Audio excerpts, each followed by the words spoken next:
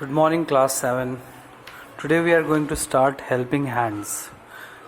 Chapter 6, Literature. Helping Hands. इसको start करने से पहले इस चैप्टर के बारे में एक आइडिया देते हैं कि ये चैप्टर है किसके बारे में, किस चीज़ के बारे में. जैसे कि हम लोगों को पता है कि हेल्पिंग हैंड्स का मतलब होता है वो हाथ जो दूसरों की मदद करे.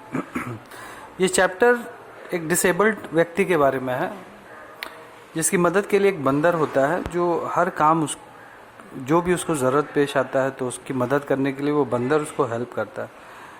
विस्तारित रूप से इस चैप्टर को हम लोग पढ़ेंगे और समझेंगे. Eating food, drinking water, switching on a light और going upstairs, all these are simple activities for a normal person. जैसे कि हम लोगों को पता है कि खाना खाना, पानी पीना, लाइट ऑन ऑफ करना, सीढ़ी चढ़ना, ये सारा नॉर्मल बात होता है एक नॉर्मल व्यक्ति के लिए. नॉर्मल व्यक्ति यहाँ पे मतलब ये है कि जो डिसेबल्ड नहीं है, जो फिट है, जिसका हाथ सही है, जिसका पाँव सही है. But have you ever thought of a person who can not use his arms and legs? For them these simple activities are not so simple. जी हाँ, अगर किसी व्यक्ति का हाथ नहीं होता है और पाँव नहीं होता है और उसको ये नॉर्मल जो काम हम लोग रोज़ करते हैं जैसे कि स्विच ऑन करना, स्विच ऑफ करना, वाटर पीना ग्लास भर के, ये उस व्यक्ति के लिए बहुत मुश्किल हो जाता है जिसका कुछ डिसेबिलिटीज़ हो, जिसके हाथ में डिसेबिलिटी हो या पाँव में डिसेबिलिटी हो, जिसका हाथ काम ना करता हो या जिसका पाँव काम ना करता हो. चलिए इस चैप्टर को अच्छे से पढ़ते हैं. Enter the Gary Finkel's world, who is quadriplegic. ये एक व्यक्ति के बारे में बता रहा है ये चैप्टर जिसका नाम गैरी फिंकल्स है. उसको एक बीमारी है क्वाड्रिप्लेजिक. इसका मतलब होता है कि हाथ और पाँव अगर सही से काम नहीं करता है, उसको फालिज मार देता है हाथ और पाँव को, और वो सही से काम ना करता हो पूरे तरीके से या थोड़ा भी, तो उस बीमारी को बोलते हैं quadriplegic. Gary has been paralyzed ever since he was injured in a swimming pool accident 7 years ago. 7 साल पहले गैरी का एक एक्सीडेंट हुआ था स्विमिंग पूल में तैरते समय, और वो उसको पैरालाइज कर दिया था. उस एक्सीडेंट के जरिए से वो पैरालाइज हो गया था, उसके हाथ पाँव काम नहीं करते थे. He is one of an estimated 90,000 Americans who have lost almost all the feelings and movement below their shoulders due to severe spinal cord injuries.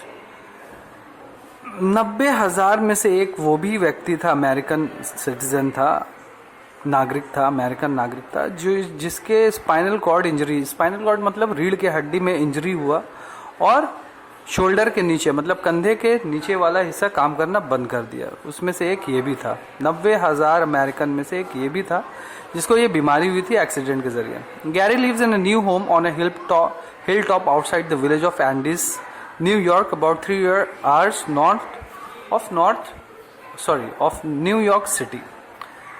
अब यहाँ पे स्लाइड में ये बताया कि गैरी रहता कहाँ है. एक हिल टॉप में रहता है, न्यूयॉर्क के करीब में है, 3 घंटा के दूरी पे शहर से. Living with him are his wife, उसके साथ उसकी बीवी रहती है, Mickey and a female, Mickey कोई है जो उसके साथ रहती है, and a female capuchin monkey name Jo, और उसके साथ एक बंदरनी रहती है, फीमेल मंकी कैपुचिन. कैपुचिन एक बंदर का नस्ल होता है जो कि बहुत सारे मूवीज़ में भी दिखाया गया है. उसका जो डिस्क्रिप्शन है वो हम आप लोगों को बताते हैं. ये न्यू वर्ल्ड मंकी इसको कहते हैं, कैपुचिन को. बहुत सारे मूवीज़ में भी इसको दिखाया गया है, जैसे कि ये देख सकते हैं आप, एक पिक्चर भी है, और इसका फेस जो होता है वो वाइट होता है. तो खैर अपनी वाइफ मिकी और एक बंदरनी के साथ ये रहता है. कौन? ये व्यक्ति जिसका नाम गैरी फिंकल है, और उस बंदरनी का नाम है जो. इस बंदरनी का नाम है जो. When I visited him there recently, Joe was perched protectively on the back of his wheelchair. ये लेखक कहता है कि जब मैं उसके पास गया, मतलब इस व्यक्ति के पास, मतलब गैरी फिंकल के पास, ये जो लेखक है, राइटर है, जब वो गया उसके पास तो उसने जो को देखा जो was perched protectively. पर्स मतलब रेस्ट ऑन समथिंग, ठीक है, on the back of his wheelchair के पीछे, व्हीलचेयर में बैठा है जो was perched protectively on the back of his wheelchair.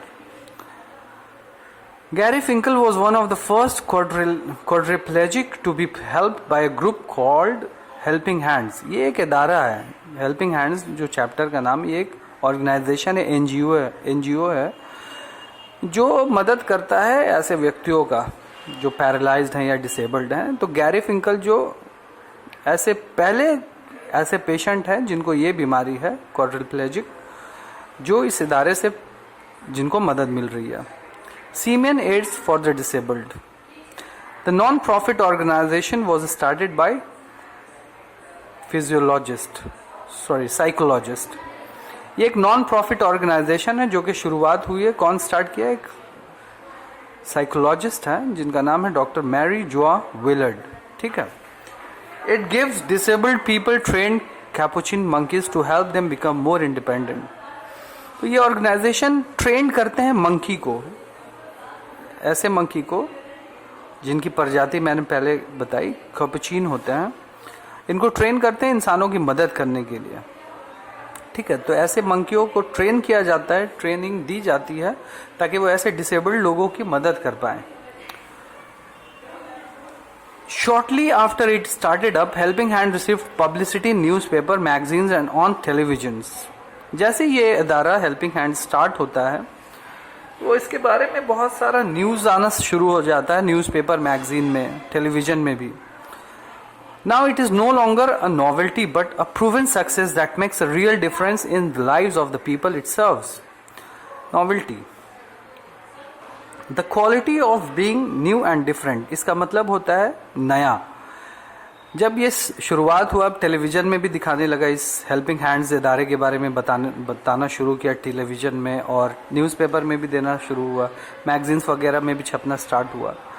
तो अब ये नया नहीं रहा ये इदारा, अब ये एक कामयाब इदारा बन चुका था जो कि लोगों को बहुत मदद पहुंचा रहा था, ऐसे लोगों को जो पैरालाइज्ड हैं या डिसेबल्ड हैं. Just look at Gary and जो.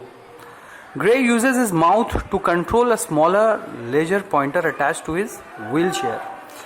जैसे कि ये पिक्चर हम लोग देख पा रहे हैं, ग्रे ये व्यक्ति है, वो अपना मुंह इस्तेमाल करता है एक लेजर, छोटा सा स्मॉलर लेजर पॉइंटर जो कि अटैच है उसके व्हील चेयर में, उसके लिए वो अपना मुंह इस्तेमाल करता है क्योंकि इसके कंधे के नीचे से पूरा पैरालाइज है. With it directs Jo to open and shut the door, turn the light on और ऑफ.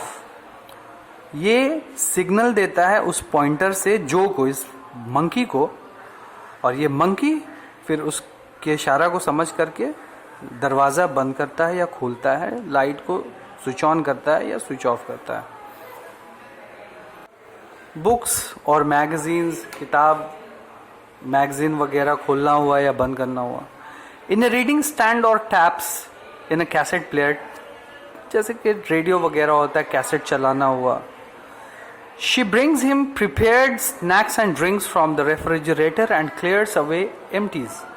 और ये बंदरनी उसका मदद किस तरीके से करती है, वो खाना उसके सामने लाती है, स्नैक्स लाती है, खाने का सामान होता है स्नैक्स, जैसे कि आप लोगों को पता है, फ्रेंच फ्राइज वगैरह, और ड्रिंक्स लाती है, पीने का शरबत हो गया या पानी हो गया रेफ्रिजरेटर से, और गंदगी को भी उसके सामने से साफ करती है. She will even feed him, यहाँ तक कि वो बंदरनी उसको खाना भी खिलाती है. फीड मतलब खाना खिलाना, ऑन कमांड, जैसा वो हुक्म देता है. जो fetches the remote control for Gary's TV, वो रिमोट भी चलाता है टीवी का, जो बंदरनी है. Placing it on the chair where he can work it with his mouth stick. और उसके जो व्हील चेयर है उस पर वो रख भी देता है. The mouth stick is a quadriplegic main stool.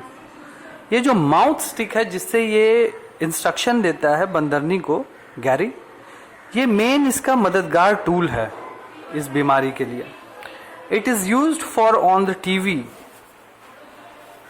It is used for practically everything.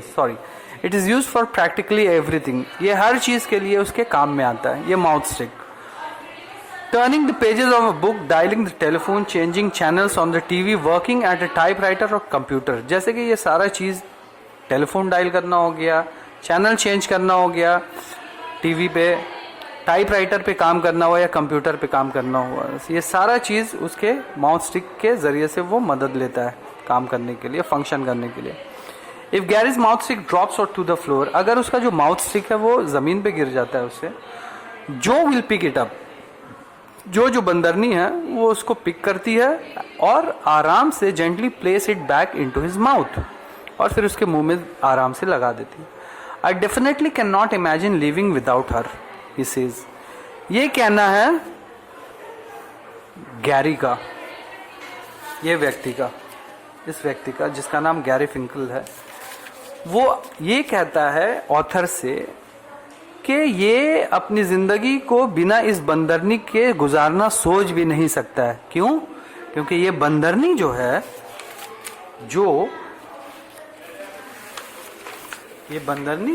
जो ये इसका हेल्प करती है।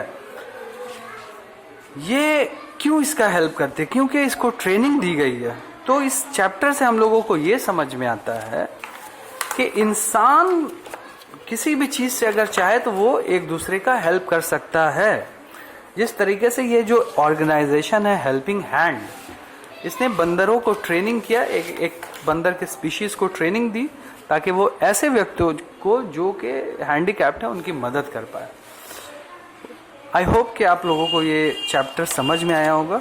Thank you.